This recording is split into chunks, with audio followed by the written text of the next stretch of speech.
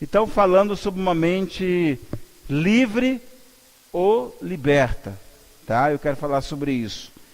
E aí eu perguntei para alguém ali no fundo, não vou dizer o nome dele, Barque, tá? Para que a gente seja bem ético.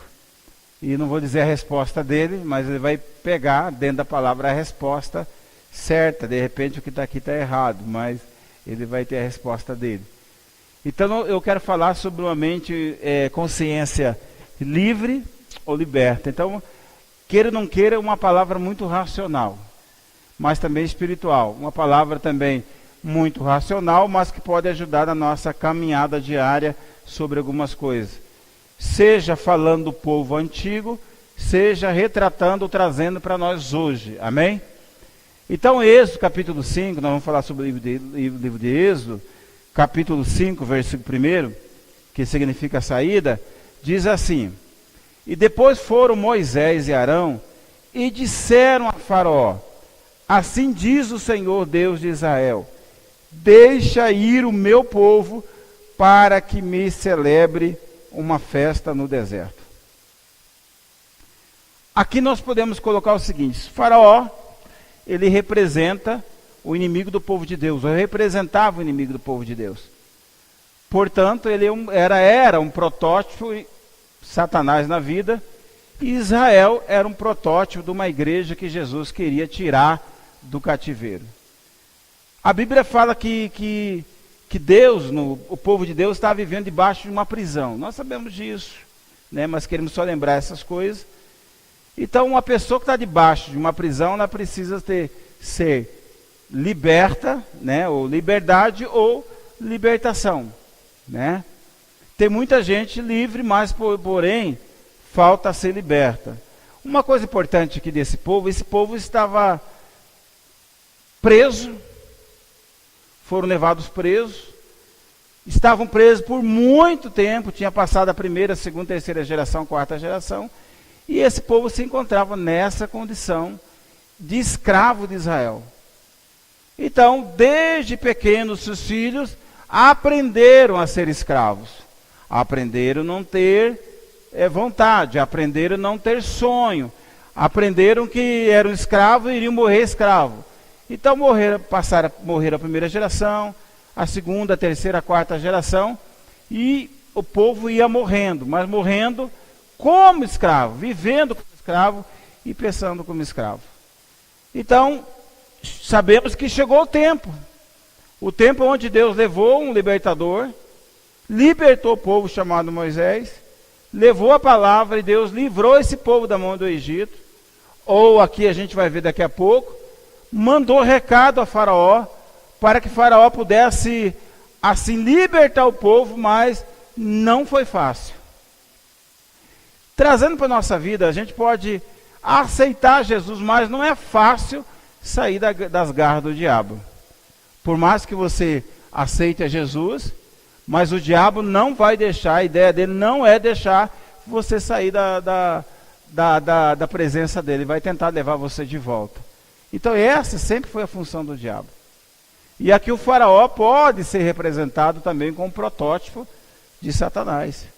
Na mesma estratégia que ele usou ali, ele pode nos usar agora diferente, porque nós somos servos de Deus. Então, tem muitos crentes que encontram na mesma condição. Qual condição? Livres do mundo, mas ainda com princípios mundanos. Livres do mundo, mas com vícios mundanos. Livre do mundo, mas com atitudes mundanas ainda. E a gente vê isso dentro da própria igreja. A realidade é essa verdadeira. Pessoas são livres, mas ainda tem muitos princípios mundanos. São livres do mundo, mas ainda tem muitos vícios mundanos que estão arraigados na sua mente. Aí a gente vai trabalhar de novo com a mente. Então, o povo de Deus estava longe do Egito, fora, mas ainda continuavam vivendo debaixo do jugo ou do princípio do egípcios.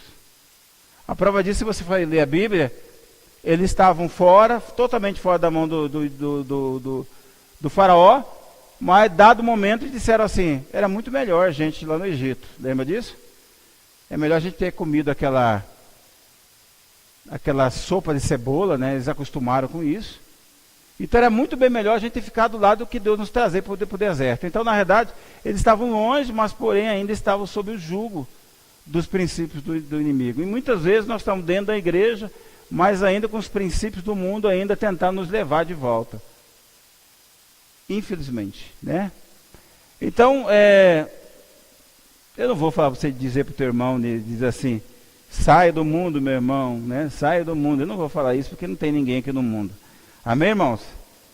Mas libertação acontece na mente. Nós já falamos, eu acho, 3, 4, 5, 6 ministrações.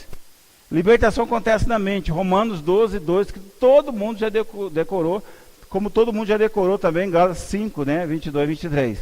Então, Romanos capítulo 12, versículo 22, 12, 2, diz assim: E não vos conformei com este mundo, mas transformai pela renovação da vossa mente, para que experimenteis qual seja boa, agradável e perfeita vontade de Deus.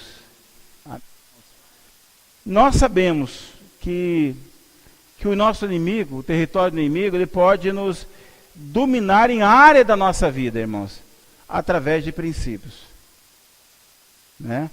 Através de princípios. Eu não vou aqui tentar convencer você, mas eu quero fazer com que você faça uma boa elucubração hoje à noite. Uma boa e profunda elucubração sobre esse texto. Então, o que governa são princípios. E onde estão esses princípios, irmãos? Na nossa mente, amém? Existem princípios que se você for buscar, que seu pai e a sua mãe falou há muito tempo atrás. Seja princípios bons, ou seja princípios ruins. Mas você pode lembrar de algumas coisas que os seus pais disseram há muito tempo atrás. Princípios. Então nós somos assim, nós somos governados por princípios. Cada um de nós somos governados. E aí o mundo é governado por princípios. O mundo tem um princípio de ser governado. A igreja são governadas por princípios também. Famílias são governadas por princípios. E a cada família que você entra tem um tipo de princípios. Pré-estabelecido que o filho sabe já de cor. Né, se você perguntar para ele. Pessoas são governadas por princípios. Nós somos governados por princípios. E é esses princípios que norteiam a nossa vida. Né? Que dão base para a nossa vida, dão direção para a nossa vida. Né? Não existe ninguém aqui ou alguém dizer, eu não tenho princípio nenhum. Tem. Talvez o princípio dele seja roubar, matar, destruir alguém, assaltar alguém, não trabalhar, mas ele tem um princípio. Ele tem. Eu não gosto de trabalhar. Ele tem princípio? Tem. O princípio dele é não gostar de trabalhar. Ele não gosta de fazer esforço físico. Mas ele tem um princípio. E deve ser respeitado. E esse princípio o quê? Governa a vida dele. Eu tenho princípio, irmãos. Tomar café, tomar lanche, almoçar, tomar lanche, jantar e ainda 4 horas da manhã comer um lanchinho. Ele tem um princípio? Tem, do comilança, mas tem um princípio. Então a vida dele é governada por princípio. Eu gosto de dormir bastante. Ele é preguiçoso? Não. É que ele tem um princípio que dormir é bom. Então esse princípio, é verdade, esse princípio governa essa pessoa. Né? Então, a nossa vida, toda a nossa vida é governada por princípio. Tem pessoa que tem um princípio seguinte, eu quero ter muito dinheiro, não é não? E a vida dele é governada pelo princípio dinheiro. Então o princípio dele é trabalhar, é ganhar dinheiro e outras coisas serão acrescentadas, não, pode ser destruída. Mas o princípio dele é ganhar dinheiro. Mas ele tem um princípio? Tem. Então a nossa vida é governada com os princípios. E aí depois eu vou dar um princípio aqui para você de Deus, amém? Lógico que a gente vai falar, mas falar de um princípio também de Deus. Os piores demônios não são aqueles que incorporam em pessoas, né? Rangem os dentes, ou viram os olhos, gritam, né? Não vou gritar agora.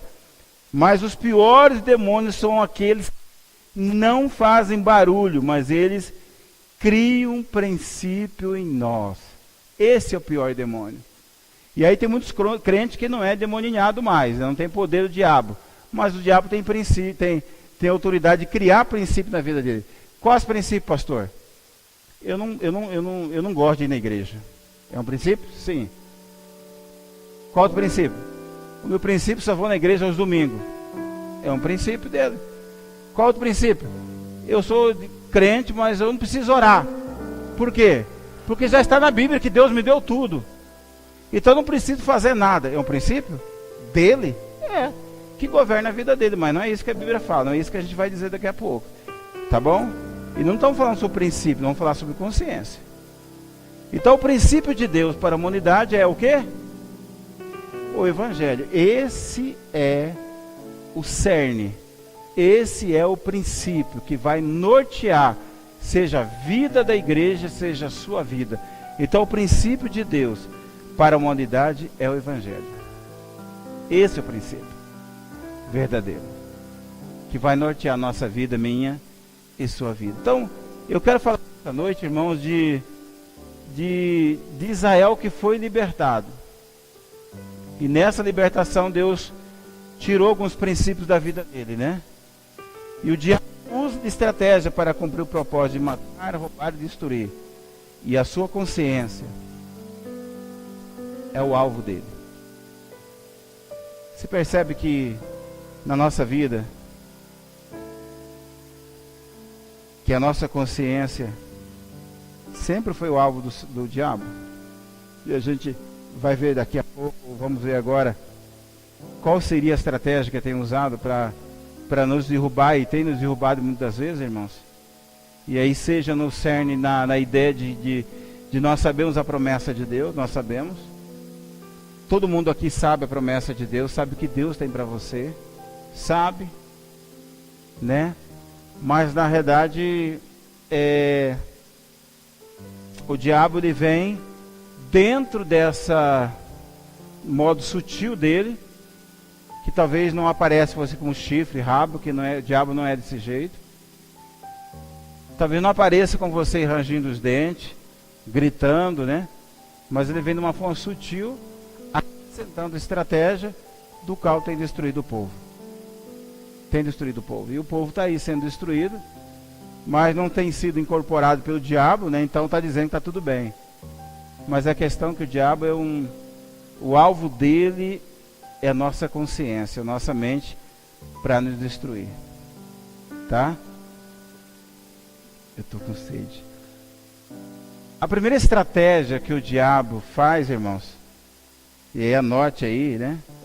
O diabo ele quer criar dúvidas. Dúvidas. Então, Êxodo capítulo 5, olha, presta atenção. Êxodo capítulo 5, 2 diz assim: Mas Faraó disse: Quem é o Senhor, cuja voz eu ouvirei, para deixar ir a Israel? Não conheço o Senhor, nem tampouco deixarei ir Israel. Moisés, aqui chamado por Deus, estava convicto, amém? Moisés passou por tudo que tinha que passar. Moisés estava preparadíssimo, irmãos. Preparadíssimo. A consciência de Moisés estava assim, ó, 100%. 40 anos no deserto, preparado por Deus, viu a sarça ardente pegar fogo, não se consumiu. Então ele veio, Deus jogou o cajado no chão, se tornou uma serpente. Então Moisés estava convencido, mentalmente, conscientemente, de que Deus estava com ele. Não é assim que muitos de nós nos sentimos?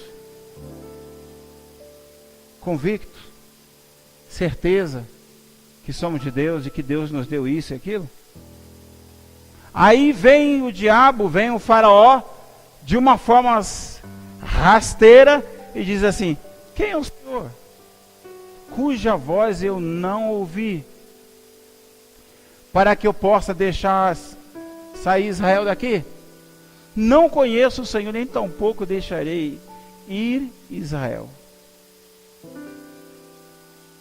Satanás usa princípios, irmãos, de pessoas para colocar dúvida em nossa fé. tipo assim, cadê o seu Deus? Não vai te curar? A dúvida é a prova da incerteza. Satanás, como aqui Faraó, ele coloca pessoas para duvidar da nossa fé. Muitas vezes nós temos certeza, mas orando ao Senhor, e aí o diabo manda pessoas para duvidar da nossa fé, para criar dúvida naquilo que Deus colocou em nosso coração. Você está lá orando, acreditando, de repente vai alguém falar assim, mas você não foi curado por quê ainda? Que Deus você está servindo? Onde está o seu Deus que ainda não mudou a sua vida? Onde está Deus que não mudou a sua sorte? Você continua do mesmo jeito. Então uma estratégia que o diabo tem é colocar dúvida em nosso coração. Dúvida. E aí cria o quê? Incerteza em nós. E aí a dúvida é a prova da incerteza. E Hebreus 11:1 diz, ora, a fé é o firme fundamento das coisas que se esperam e a prova das coisas que não se veem. Isso aqui não é filosofia não, tá? Então a fé é o firmamento das coisas que esperam pela fé. Eu espero algo que não vejo, mas eu acredito no que está escrito na palavra de Deus. As coisas que eu não vejo, mas eu acredito que lá está. Isso é fé. Então nós vivemos um evangelho real e muitas vezes irreal do ponto racional, mas é um evangelho real. E o diabo, sabendo disso, ele veio o quê? Para colocar dúvida em nossa mente, irmãos. E muitas vezes o diabo, ele exerce esse domínio aqui em nossa mente. Por que tem muitas pessoas inconstantes na igreja? Vamos colocar na IBVA, eu não conheço outra igreja, conheço essa. Por que tem muitas pessoas inconstantes aqui? É porque no fundo, irmãos, elas não têm certeza de quem são. E nem certeza do que estão fazendo. Porque a mente dela está cheia de dúvida quanto à palavra de Deus. Porque alguém colocou dúvida no coração dela, no coração não, na mente, né? E elas deixaram de acreditar, então são inconstantes. Um período estão bem, outro período não. Um período está bem, outro período não. São pessoas inconstantes. São pessoas que aceitam, depois o diabo usa a pessoa para ir contra ela. Você pensa que o diabo não manda a pessoa para fazer pergunta para mim por que está assim? Por que não aconteceu essas coisas? Irmãos, eu tenho deixa eu tomar água. Eu tenho um sonho.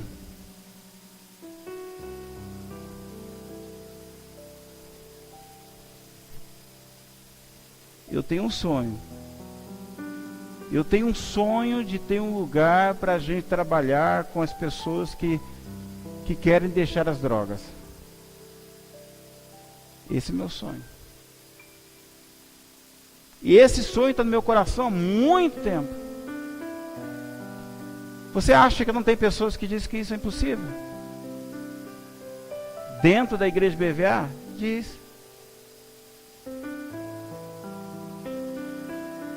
Mas é um sonho. E até hoje tem esse sonho. E esse sonho vai ser realidade, irmãos, em nome de Jesus. Porque dúvida eu não tenho. A única certeza que eu tenho é que eu não sei que dia vai acontecer, mas eu sei que vai acontecer. Entende? Agora eu não posso permitir que o diabo coloque dúvida na minha mente, se isso vai acontecer mesmo. Eu não posso. Então eu tenho que ter certeza disso. Porque a mente é o campo de batalha que nós temos. Está na nossa mente, irmão. Se você conseguir vencer aqui, cai aqui e tudo é realizado. Mas primeiro vem aqui. É o campo de batalha da nossa mente.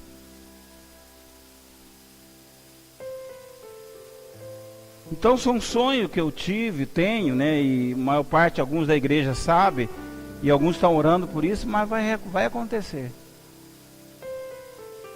Para que o senhor quer um lugar desse, pastor? Para o senhor dormir lá? Não, irmãos, não é. Dormir, eu durmo em casa, se der tempo. Mas há algo que a gente vai fazer para ganhar vida. E algo para a própria igreja também. E isso vai acontecer em nome de Jesus. Já está acontecendo em nome de Jesus. Entende? Logo, logo você vai ouvir coisas boas. Aguarde. Então, a estratégia do diabo é criar dúvida. Quantas pessoas aqui têm sonho, irmãos, não é sonho de ter aras, né? Quantos aqui têm sonho de fazer isso e aquilo, mas parou no tempo? Vou lhe contar uma coisa, irmãos. Eu fui para a faculdade Teológica Batista eu acho que é 99. Não, eu acho que é no 2000. Me formei em 2001, por causa de algumas coisas que eu tinha. Eu tinha um sonho de ser pastor, irmãos. Mas nunca tive sonho de sofrer como eu sofri, mas eu tinha um sonho. Muitas pessoas colocaram dúvida dizendo, você não será um bom pastor. Na verdade, eu não sou um bom pastor mesmo. Você não vai conseguir, errar porque eu consegui. Então o diabo usou pessoas perto de mim para falar isso. E eu insisti, deixei de ouvir isso e continuei. Hoje estou num lugar onde eu sonhei e Deus me abençoou também para isso. Então o desejo, a estratégia do diabo é colocar dúvida. Tem muita gente que está aqui ou até saiu com dúvida.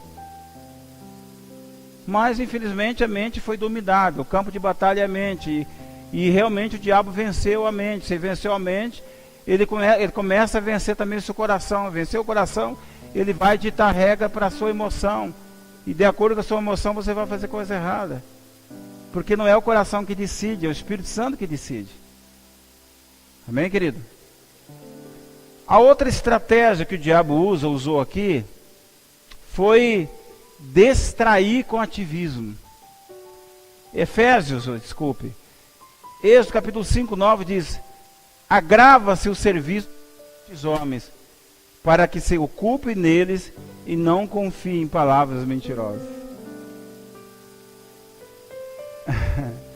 Sabe uma estratégia, e você já sabe ou que não sabe vai saber agora? A estratégia do inimigo, quando vê você crescer espiritualmente, ele coloca serviço, trabalho para você fugir, para você esquecer algumas coisas. Conheço muita gente que começa a crescer na igreja, de repente ele pergunta, o que aconteceu? O patrão falou me trabalhar mais, eu tenho que trabalhar mais porque agora eu percebi que eu tenho um cachorrinho, e eu devo cuidar muito do cachorrinho, preciso crescer, ganha muito dinheiro para isso. Você pode perceber, tem muitas pessoas, irmãos, que estão distraídas com o ativismo do trabalho, que eles esquecem de Deus. Esquece Tadel, esquece culto, esquece célula, esquece de orar. Você vai perguntar para ela, estou com muito trabalho. Como se isso fosse algo assim, muito de Deus para elas. E aí o diabo fez o que aqui, ó? O faraó diz assim, ó, coloque trabalho nele, sabe por quê? Porque eles não vão lembrar mais das promessas de Deus. E muitos de nós estamos trabalhando, irmãos, esquecemos até de orar, esquecemos de ler a Bíblia. Então o diabo está distraindo com ativismo, porque deixou de ser trabalho, agora é ativismo mesmo. Deixou de ser trabalho. E aí você pergunta, ela vem com uma cara de pau para a gente, como se fosse nos convencer a dizer, estou trabalhando demais. E se é para mim, está dizendo para mim diretamente, né? Estou trabalhando para aumentar meu dízimo. Eu digo, sai fora. Prefiro ter você vivo do que ter você morto. Então, querido, a segunda estratégia que o diabo usa, coloca no seu caderno aí, é distrair com ativismo. Não deixe, não. Né? Então, o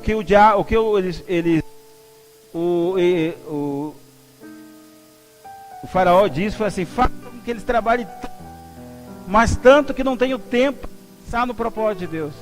Já pensou que a gente trabalha muito e não pensa no propósito de Deus? A gente trabalha tanto, irmão, e não pensa no propósito que Deus tem para a nossa família. A gente trabalha tanto que esquece do propósito que Deus tem para a gente ganhar o nosso vizinho do lado. A gente trabalha tanto que a gente esquece do propósito que Deus colocou a gente para ganhar os nossos amigos. E aí nos sobra somente o domingo, né? E olha lá, se não aparecer aniversário, se não aparecer alguém dizendo, ó, se você for lá na praça, vai pegar 30 pokémons. Olha lá.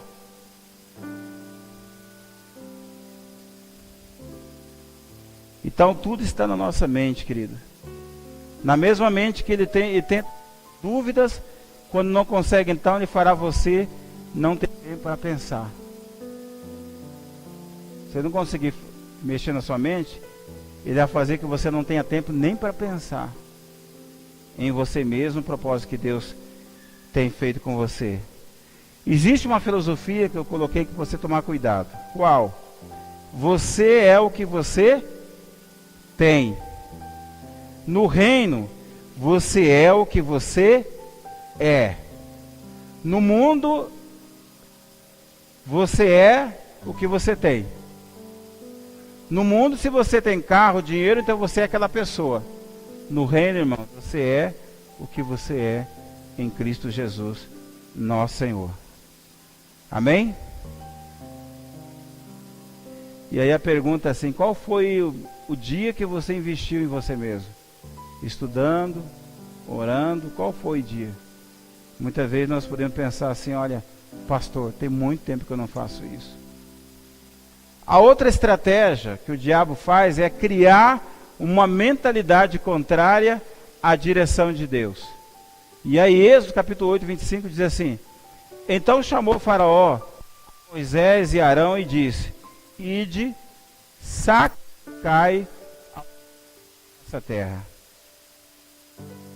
Vocês precisam fazer a festa para Deus no deserto, mas ela pode ser feita aqui mesmo. Olha, interessante, irmãos. Olha como é a mentalidade que o diabo faz. Deus queria tirar o povo para levar um deserto para fazer o quê? Uma festa, uma celebração. Amém? O que o faraó fez? Falou, olha, vocês não precisam ir ao deserto. Faça essa festa aqui dentro mesmo. Eu pago tudo. Mando trazer Coca-Cola, picanha, pão, mandioca. Mas faça aqui, mas não saia não. Faça aqui mesmo.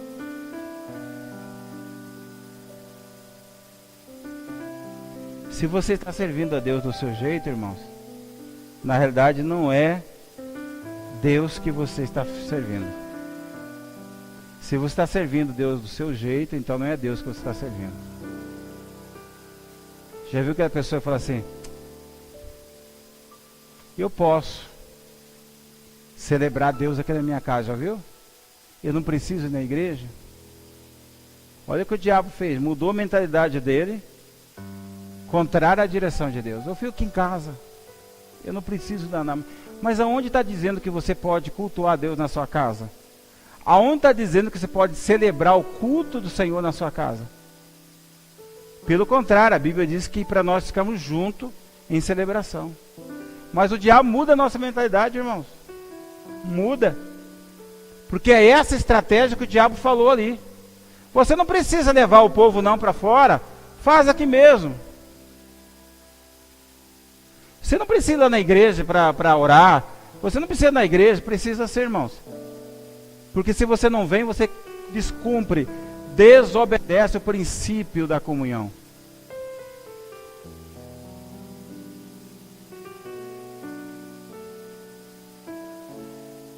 É por isso que muitos de nós não gostamos de vir na igreja, porque a palavra incomoda, né, irmãos? Lá em casa não incomoda, não. Você não vai ler a Bíblia mesmo? Você não vai cultuar mesmo? Mas quando vem na casa do Senhor, incomoda, porque Deus vai falar com você. Então, se você está servindo Deus do seu jeito, irmãos, na realidade não é Deus que você está servindo. Infelizmente. Porque nunca foi do seu jeito, é do jeito de Deus. Quem está gostando, diga amém. Quem não está, diga misericórdia.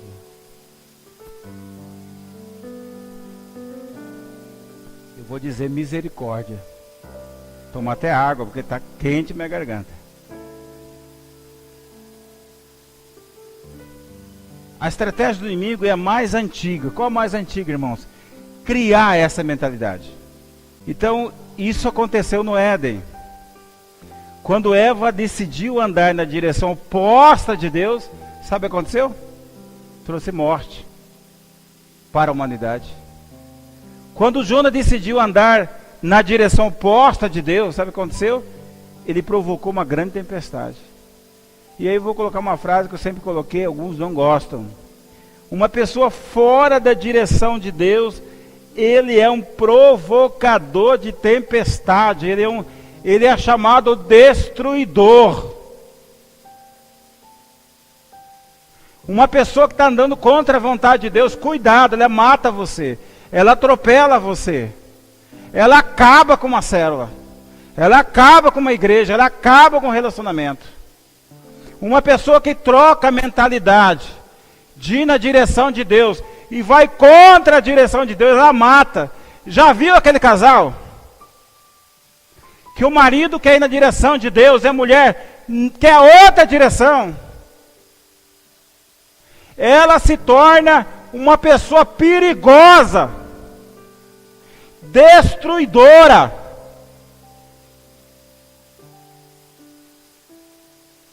Ela mata o marido, ela mata o relacionamento. Se for homem, ele mata a mulher, ele mata a mulher, o marido, sabe por quê? Porque ela mudou a mentalidade dela, ou dele, da direção de Deus, e ela faz do jeito dela. Essa pessoa, irmãos, na realidade está servindo a um Deus desconhecido. Porque quando Eva falou assim, eu vou comer essa maçã, ela trouxe morte. Quando Jonas diz assim, Deus está mandando para cá, eu vou para cá, ele trouxe morte, ele provocou uma grande tempestade.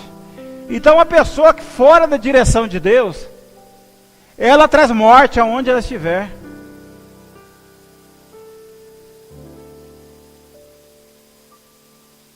Uma pessoa sem a direção de Deus nesse altar de louvor, ela mata o louvor, ela destrói o louvor.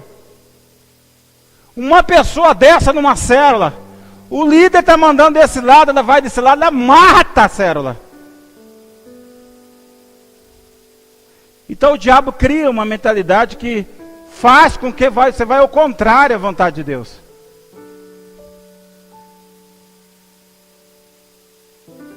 Então, querido, uma pessoa fora da direção de Deus, ele é um provocador de tempestade. Me perdoe. Já pensou um casal? O marido quer ir para cá, a mulher quer ir para cá. Eles vão fazer o quê? Eles vão se rasgar no meio. E vai provocar uma tempestade.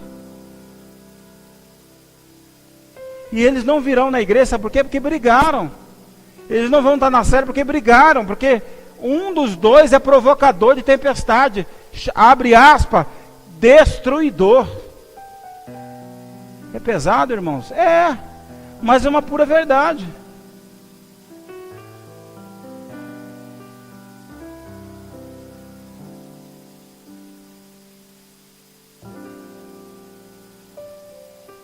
É a pura verdade, irmãos. Aquela pessoa que chega numa célula e fala assim, eu não concordo que deve ser assim, eu não concordo com isso. Quem pediu sua opinião? Essa célula está assim porque Deus tem uma direção para essa célula. Entenda-se isso.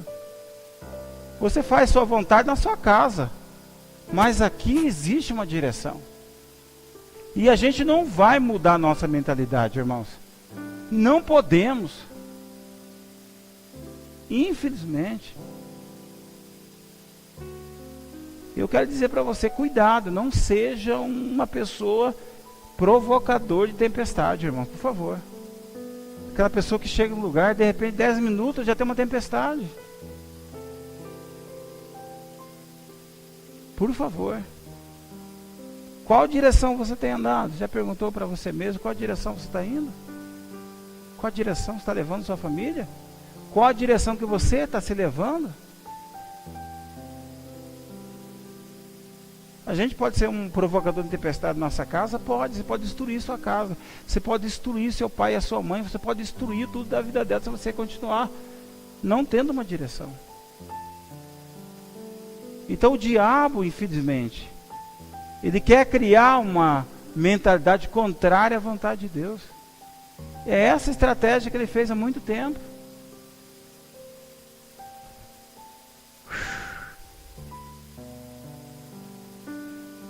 Deixa eu ver, para a gente pregar no próximo domingo. Dá tempo ainda. A outra estratégia é o seguinte: sirvam, mas não se envolvam. Êxodo 8:28 diz assim: então diz Faraó: deixe-vos ir, para que sacrifique ao Senhor vosso Deus no deserto, somente que indo, não vai muito longe não, orai também por mim. Olha esse cara safado, sem vergonha. Ele já pede oração, safado.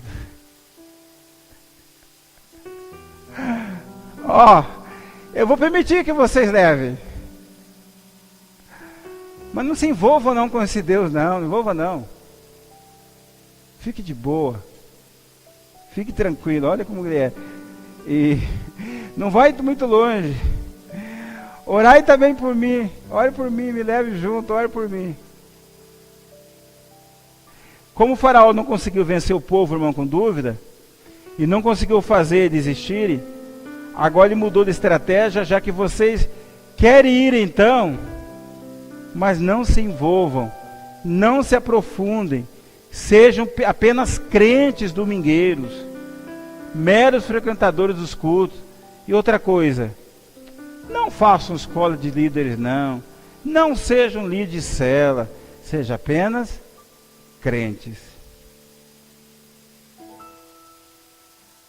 O que adianta servir a Deus, mas não se envolver com Deus? Você acha isso bom? E aí tem muitos que servem, mas não se envolvem, não querem se envolver. E aí nossa igreja é chamada, sendo igreja, uma igreja religiosa, onde as pessoas servem a Deus, mas não se envolvem com Deus. A gente vai até na célula, mas não se envolve com a célula.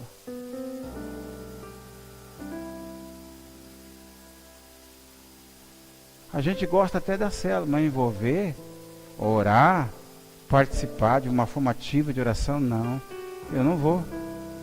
Então nós temos gente que foi livre, mas ainda não é liberto dessa mentalidade. E essa mentalidade vem de onde? Do mundo. O mundo que traz essa mentalidade. Se você se converteu, mas ainda não está envolvido, você precisa de arrependimento, ou seja, mudança de mentalidade. Precisamos. Em nome de Jesus. Vamos continuar?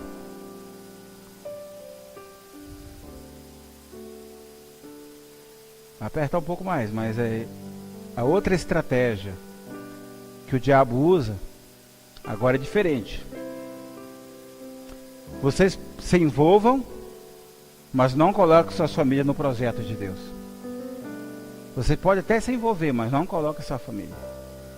E aí Êxodo capítulo 10, versículo 10 a 11 diz assim: então ele lhe diz: seja o Senhor assim convosco, como eu vos deixei ir a vós e vossos filhos, olhai para que mal diante de face do Senhor, da vossa face. Não será assim. Agora ide vós, homens, servi ao Senhor. Mas por isso que eu pedisse, e os expulsaram da presença do faraó. O faraó diz o seguinte: está certo, já que eu não consegui vencer vocês com a dúvida, com o ativismo, nem com a mentalidade da direção contrária, então a mentalidade de servir, mas não se envolvam, então vá lá, sirvam, sem que envolvam, mas coloquem não coloque a sua família nesse projeto de Deus. Uma coisa muito importante que nós precisamos é envolver não somente outras pessoas, mas precisamos envolver a nossa família no projeto de Deus.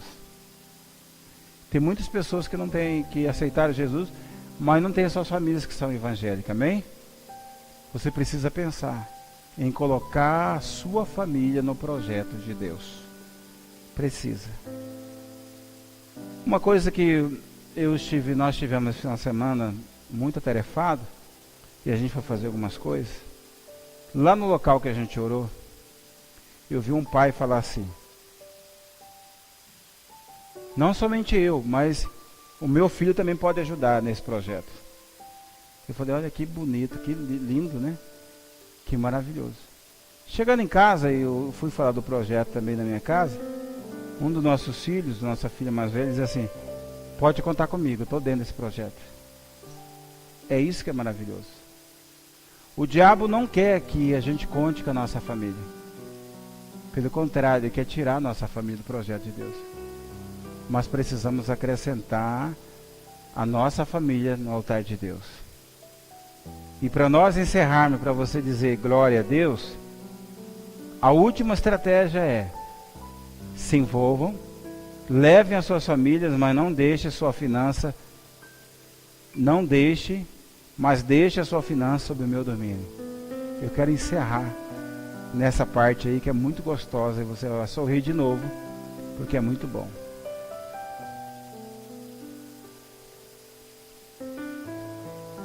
Êxodo capítulo 10, versículo 24, está ali, diz assim: então Faraó chamou Moisés e disse: ide servir ao Senhor, somente fiquem vossas ovelhas e as vossas vacas, vão também convosco as vossas crianças. A estratégia de Faraó era: vão, sirvam a Deus, mas sirvam pobres, não sejam prósperos, deixa a riqueza comigo, Faraó disse. Tudo que é do diabo, ele toma de volta, não tenho certeza disso. Mas o reino de Deus é dos pobres. O dinheiro é a raiz de todos os males. Fizeram que os servos de Deus satanizassem o dinheiro. A verdade que a Bíblia diz é: o reino de Deus é dos pobres de espírito, significa humildes. E diz que o amor ao dinheiro é a raiz de todos os males. Então a última estratégia que o diabo trouxe aqui foi: vão, sirvam a Deus, se envolvam, levem as famílias, mas deixem a finança de vocês sob meu domínio. Eu quero tirar da sua mente uma coisa, irmãos. Existe a teologia da prosperidade. Eu não acredito nessa teologia. Isso é furada. Existe uma teologia aí que é complicada. Você empobrece e enriquece o pastor. Isso é doidura. Mas uma coisa muito importante, que Satanás, que o Faraó falou aqui, ele liberou todo mundo ir. Mas ele falou assim: deixa a sua riqueza aqui. Em outras palavras, ele diz assim, ó: já que Deus chamou você, então sirva a Deus sem dinheiro. Em nenhum momento na Bíblia Deus diz que nós íamos servi-los como pobre. Mas a pobreza que fala é humildade de espírito, não é pobre, tá, irmãos? Então a Bíblia fala que tudo que existe aqui na terra é de Deus. O ouro e a prata pertencem a Deus. Isso é bíblico. Nós vamos servir a Deus por amor. Então quando a gente serve a Deus, Deus vai nos dar algumas coisas.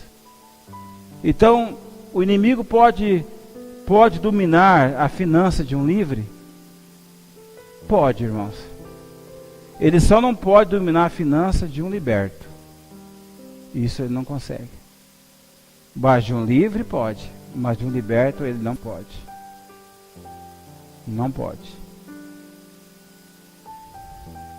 Ele pode dominar a finança de alguém que já foi livre do Egito?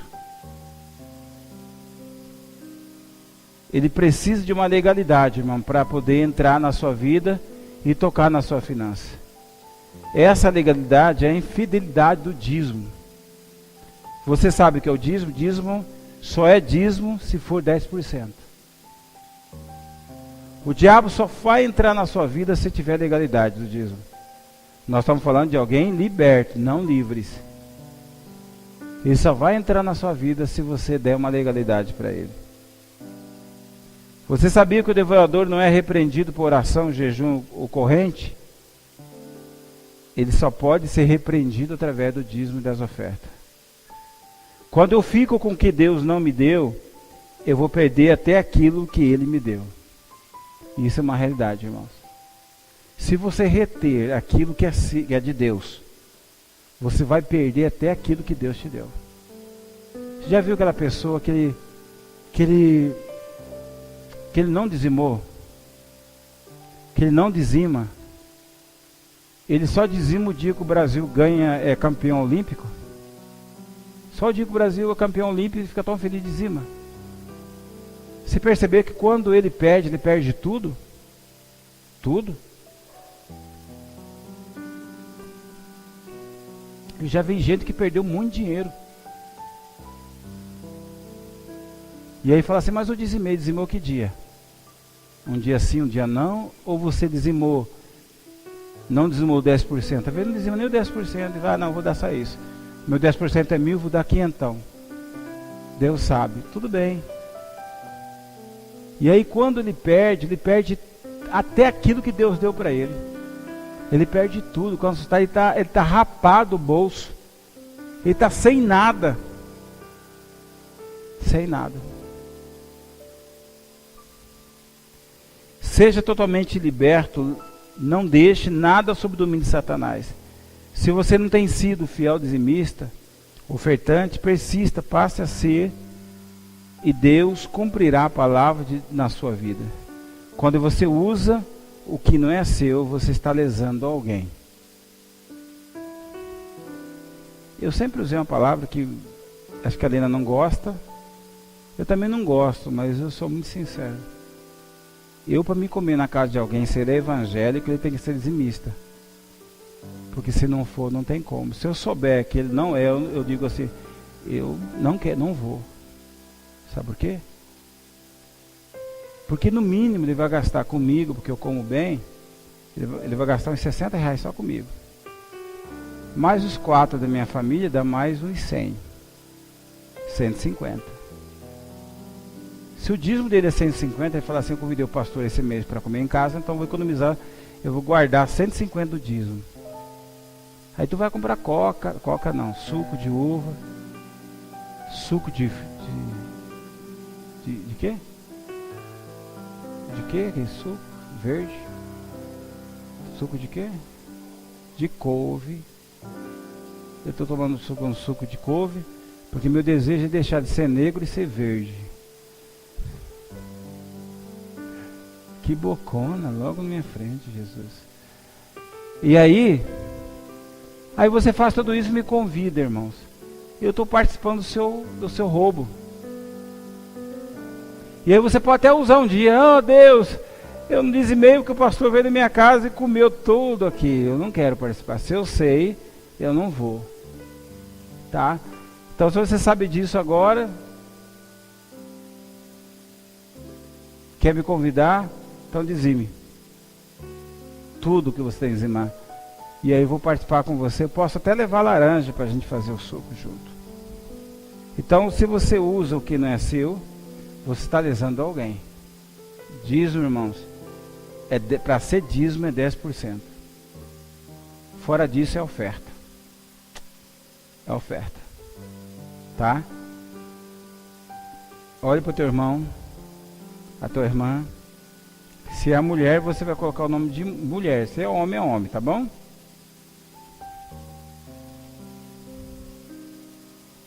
Um homem fora da vontade de Deus, ela é uma tempestade destruidora. Você não é, né?